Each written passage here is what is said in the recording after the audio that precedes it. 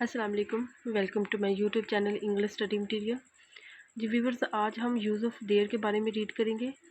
इसकी डेफिनेशन है there is a use to express, यानी कि देयर इज़ यूज इस्तेमाल किया जाता है टू एक्सप्रेस इजहार करने के लिए द प्रेजेंस और एब्सेंस ऑफ समथिंग, किसी भी चीज़ की मौजूदगी या गैर मौजूदगी के बताने के लिए हम देयर का इस्तेमाल करते हैं।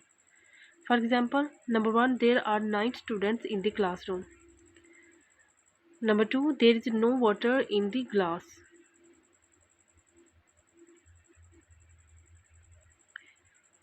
There is also used, there इस्तेमाल किया जाता है to point towards, यानी कि किसी चीज़ के बारे में या उसकी तरफ इशारा करने के लिए भी there का इस्तेमाल किया जाता है जो काफ़ी डिस्टेंस में पड़ी हो।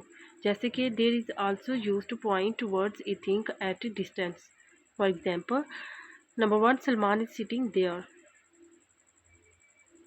अब देर का इस्तेमाल हम अफर्मेटिव यानी कि मुस्बत जुमलों में कैसे करेंगे।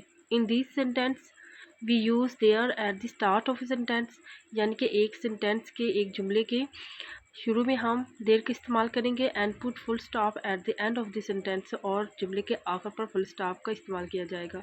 For example, there is a cat under the table.